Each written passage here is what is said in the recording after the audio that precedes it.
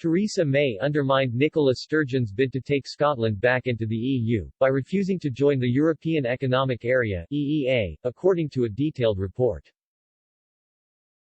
Had Britain joined the EEA, Scotland could have left the UK, and joined the EU, without requiring a hard border with England. However, because of Mrs May's decision, and Boris Johnson's new Brexit trade deal, this is no longer possible. If Scotland swaps the UK for the EU, border checks will be required on trade and travel with England, risking serious economic disruption. EEA members form part of the European single market and continue to apply EU internal market rules, including on free movement. Some former Remainers pushed for Britain to join the EEA after Brexit, which would have meant a very close relationship with the EU. According to Institute for Government (IFG) analysis, if the UK joined the EEA, an independent Scotland might still have been able to join the EU without customs checks and major risks of economic dislocation on the border. The IFG found Scotland trades 3 times as much across the English border as it does with the entire EU. Despite not being EU members, Norway, Iceland and Liechtenstein are part of the EEA.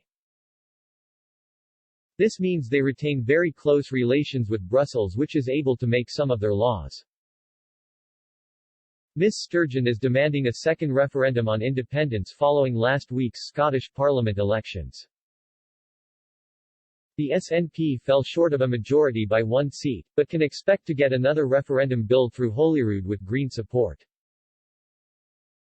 Mr. Johnson has urged Ms Sturgeon to focus on Scotland's coronavirus recovery rather than constitutional issues. The Scottish Conservatives argue Ms Sturgeon doesn't have a mandate for a referendum, as pro-UK parties got more constituency votes in total than nationalist ones.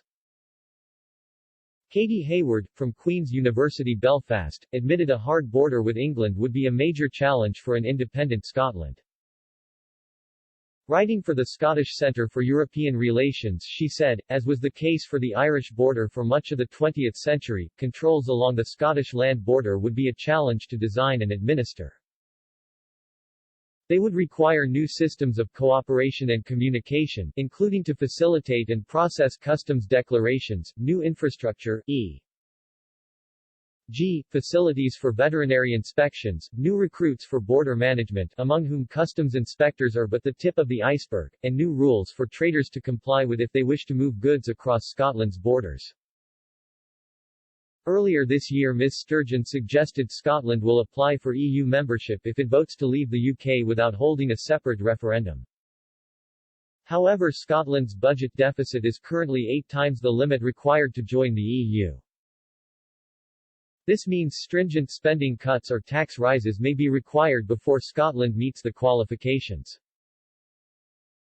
Scotland would have to pledge to adopt the euro as its currency if it wants EU membership. It would also have to rejoin the EU's common fisheries policy, handing control over its fishing waters to Brussels. Any existing EU member state could veto Scotland's application, and some, like Spain, have their own separatism movements. However, SNP MP Alan Smith argued Spain is unlikely to deploy its veto. Speaking to RTE, he said, "So long as this is an agreed, constitutional route, which is our preference too, I don't envisage significant difficulties with Spain. They also recognize European solidarity, the way we've treated Spanish nationals in Scotland, as opposed to the way they're treated in the UK." Quote,